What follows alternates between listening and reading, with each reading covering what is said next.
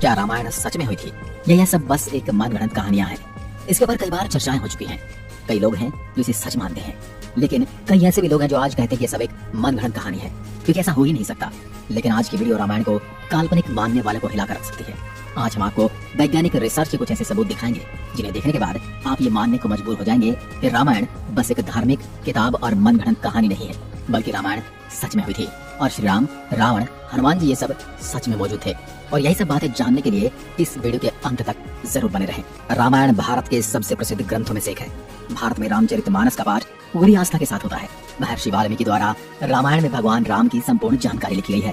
और लेकिन कुछ लोग भगवान के होने पर ही सवाल उठाते हैं और रामायण को केवल कहानियों से भरी किताब मानते हैं। रामायण के अनुसार भगवान राम ने अधर्मी रावण को मारकर धर्म की स्थापना की थी। ज्यादातर लोगों का सवाल होता है कि क्या भगवान राम वाकई धरती पर पैदा हुए थे? क्या वास्तव में रावण के 10 सिर और 20 भुजाएं थी? क्या हनुमान जी अपनी इच्छा से अपना रूप बदल सकते थे? और इन सब बातों की वजह से ही कई लोग रामायण को झूठ समझते हैं। मगर आज हम वैज्ञानिक अध्ययनों के आधार पर सिद्ध कर देंगे कि रामायण में वर्णित घटनाएं पूर्णतया सत्य हैं। नंबर 1, रामायण कालीन हवाई अड्डे। जितना हम रामायण को भारत में मानते हैं, उतना या फिर कहूँ कि उससे भी ज्यादा श्रीलंका में माना जाता है। और इसीलिए श्रीलंका में रामायण अनुसंधान टीम ने रावण के रामायण काल के 4 हवाई अड्डे खोजने का दावा किया है। पिछले 9 वर्षों से यह ऑर्गेनाइजेशन श्रीलंका के कोने कोने की छानबीन कर रही थी। यहाँ उन्हें कई जानकारी और अवशेष मिले, परंतु 4 सालों में लंका के दुर्गम स्थानों की खोज के कारण रावण के 4 हवाई अड्डे हाथ लगे। रामायण अनुसंधान टीम के अध्यक्ष अशोक कैंट का कहना है कि रामायण की लंका वास्तव में श्रीलंका की है। यहाँ हुसानगोड़ा, गुरुलोपोथा, तोतुपोलाकंदा और वरियापोला नामक 4 हवाई अड्डे मिले हैं और इन्हें हवाई अड्डों से रावण पुष्पक विमान को आसमान में उड़ाता होगा। और यह हवाई अड्डे न सिर्फ ये बताते हैं कि रामायण सच में हुई थी, पर ये भी बताते हैं कि इसमें लिखी गई सारी बातें जिन पर हमें यकीन नहीं होता वो भी सच है। नंबर 2, रावण का महल। रामायण के अनुसार रावण सोने की लंका में रहा करता था, जिसे हनुमान जी ने जला दिया था। श्रीलंकन गवर्नमेंट को श्रीलंका में एक ऐसा महल मिला है और यह दावा है कि महल रामायण काल का है। इस महल से कई सीक्रेट रास्ते निकलते हैं जो उस महल को शहर के अलग अलग जगह से जोड़ता है।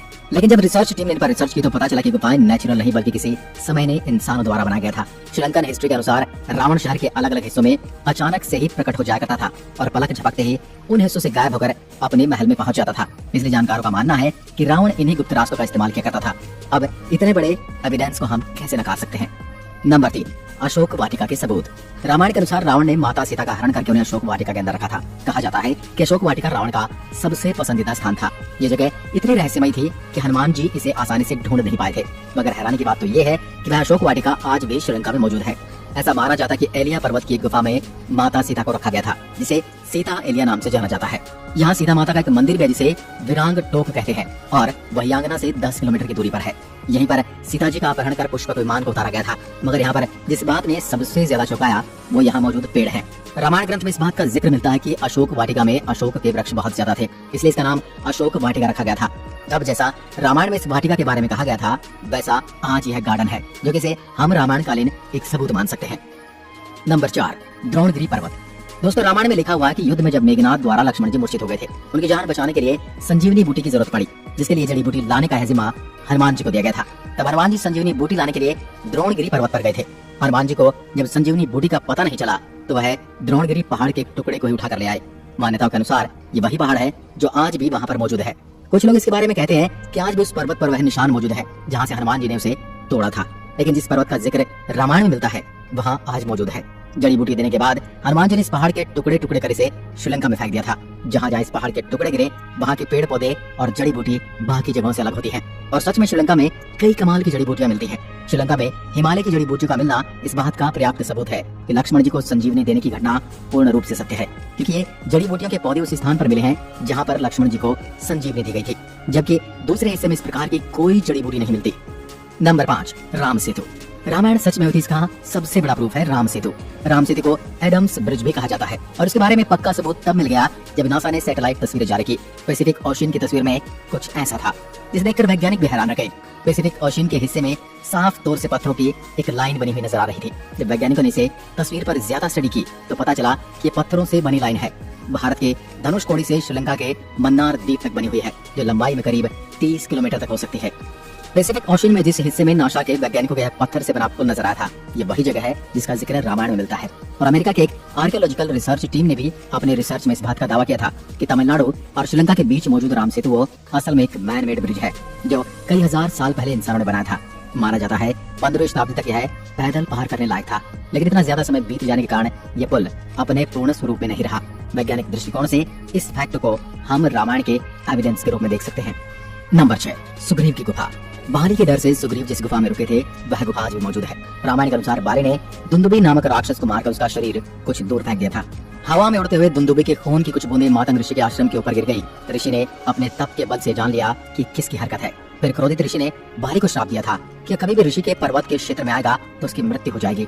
सुग्रीव को राज्य से निकाले जाने पर वह इसी जगह पर आए थे, क्योंकि वह जानते थे कि बाली यहाँ नहीं आ सकता।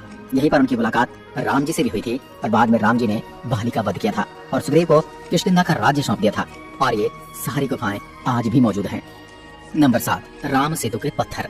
भगवान राम ने समुद्र को पार करने के लिए बंदरों की सहायता से लंका तक पुल बना दिया था। कहा जाता है कि इस पुल के माध्यम से श्री राम की पूरी वानर सेना रावण से लड़ने लंका गई थी। मगर हैरानी की बात तो ये है कि राम सेतु में इस्तेमाल किए जाने वाले पत्थर आज भी मौजूद हैं। राम सेतु पुल के पत्थर पानी पर तैरते थे। रामेश्वरम में सुनामी के दौरान कुछ पत्थर जमीन पर आ गए थे। शोधकर्ताओं ने जब उन्हें दोबारा पानी में फेंका तो वह तैर रहे थे, जबकि दूसरे पत्थर पानी में डूब जाते थे। शोधकर्ताओं के अनुसार इसके लिए एक विशेष प्रकार के पत्थर का इस्तेमाल किया गया था, जिसे विज्ञान की भाषा में प्यूमाइस स्टोन कहते हैं। यह पत्थर पानी में नहीं डूबता और तैरने वाला यह पत्थर ज्वालामुखी के लावा से आकार लेते हुए अपने आप बनता है। ज्वालामुखी से बाहर आता हुआ लावा जब वातावरण से मिलता है तो उसके साथ ठंडी या उससे कम तापमान की हवा मिल जाती है। यह गर्म और ठंडे का मिलाप इस पत्थर में कई तरह से छेद कर देता है, जिस कारण यह पत्थर पानी में नहीं डूबता। अब इन पत्थरों के पीछे का विज्ञान भी रामायण के समय उनको पता था और उन्होंने इस तकनीक का उपयोग राम सेतु को बनाने में किया था। यह रामायण का एक पुख्ता और मजबूत सबूत है। नंबर 8, जली हुई लंका के सबूत। रामायण ग्रंथ के अनुसार हनुमान जी ने लंका की सोने की नगरी को जला दिया था, मगर अभी कुछ एविडेंस मिले हैं जिन्हें लेकर कहा जा रहा है कि लंका के जलने के सबूत आज भी वहाँ पर मौजूद हैं। जिस जगह पर श्रीलंका को जलाया गया था वहाँ की मिट्टी आज भी काली है, जबकि उसके आसपास की मिट्टी का रंग वैसा ही है जैसा कि नॉर्मली मिट्टी का होना चाहिए। बस इतने से इलाके में ही काली मिट्टी मौजूद है जो कि जली हुई लंका के सबूत को बताती है। इस बात को भी हम एक इत्तेफाक कहकर टाल नहीं सकते। अब जब आपको इतने सारे प्रूफ दिए जा रहे हैं, यहाँ तक इतने सारे प्रूफ को इत्तेफाक नहीं हो सकते, तो इसलिए यही साबित होता है कि रामायण सच में घटित हुई थी। आपका क्या विचार है हमें कमेंट में लिखकर जरूर बताएं।